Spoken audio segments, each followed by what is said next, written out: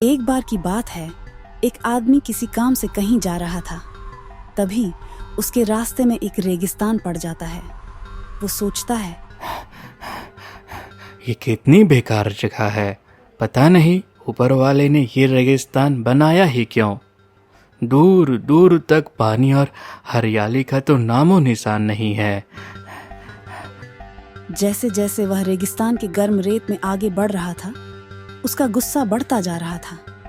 वह भगवान से शिकायत भी करता जा रहा था और उसे बहुत जोर की प्यास भी लग रही थी। तभी वह आसमान की तरफ देखकर कहता है, हे भगवान, आपने रेगिस्तान बनाया ही क्यों। यहाँ एक भी पेड़ पौधा या फिर कोई भी पानी का स्रोत नहीं है। अगर आपने यहाँ पर पानी दिया होता तो यहाँ भी हरियाली होती, पेड़ पौधे उगाए होते, जो कई सारे जीव जंतुओं का घर होता। यह कहते हुए वह ऊपर आसमान की तरफ ऐसे देखता है जैसे उसे भगवान से जवाब का इंतजार हो। तभी एक चमत्कार होता है। जैसे ही वह अपनी नजरें झुकाता है, उसके सामने एक कुआं आ जाता है। वह इस इलाके से आता जाता रहता था, पर आज तक उसने वहां पर कोई भी कुआं नहीं देखा था। वह आश्चर्यचकित हो गया और दौड़कर कुएं के पास गया। कुआं लबालब पानी से भरा हुआ था। उसने एक बार फिर आसमान की तरफ देखा और भगवान का पानी के लिए धन्यवाद करने के बजाय बोला, हे भगवान, अब आप क्या मेरे साथ मजाक कर रहे हो। ये कैसा जुल्म है। आपने पानी तो दे दिया, लेकिन इस गहरे कुएं से मैं पानी कैसे निकालूं।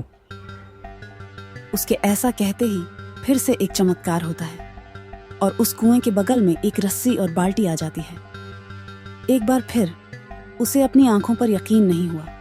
इसके बाद वह फिर से आसमान की तरफ देखकर कहता है, भगवान, आपने कुआं दे दिया, पानी भी दे दिया और पानी निकालने के लिए रस्सी और बाल्टी भी दे दी, लेकिन मैं अकेला आदमी, मैं इन पानी को ढोऊंगा कैसे। तभी उसे महसूस होता है कि कोई उसे पीछे से छू रहा है। जब वह पलट कर देखता है तो एक ऊंट उसके पीछे खड़ा था। उसे देखकर वह आदमी बहुत घबरा जाता है। उसे समझ आ जाता है कि भगवान चाहते हैं कि वह रेगिस्तान में हरियाली लाए, लेकिन वह इस काम में फंसना नहीं चाहता था। इसीलिए इस बार वह आसमान की तरफ देखे बिना चुपचाप वहां से जाने लगता है। अभी उसने 2-4 कदम ही बढ़ाए थे कि तभी उड़ता हुआ पेपर का एक टुकड़ा उसके चेहरे पर आकर गिरता है। उस टुकड़े पर लिखा होता है, मैंने तुम्हें पानी दिया, बाल्टी और रस्सी दी, पानी ढोने का साधन भी दिया। अब तुम्हारे पास वह हर एक चीज है जो तुम्हें रेगिस्तान को हरा भरा बनाने के लिए चाहिए। अब सब कुछ तुम्हारे हाथ में है। वह आदमी पीछे मुड़कर देखता है, पर अगले ही पल वह वहां से चला जाता है और रेगिस्तान कभी भी हरा भरा नहीं बन पाया। सीख, इस कहानी से हमें यह सीख मिलती है कि कई बार हम चीजों के अपने मन मुताबिक न होने पर दूसरों को दोष देते हैं। हम सरकार को दोषी ठहराते हैं, कभी अपने बुजुर्गों को, कभी कंपनी को, तो कभी भगवान को। पर इस दोषारोपण के चक्कर में हम इस सच्चाई को अनदेखा कर देते हैं कि एक इंसान होने के नाते हमारे पास वह शक्ति है जिससे हम अपने सभी सपनों को पूरा कर सकते हैं।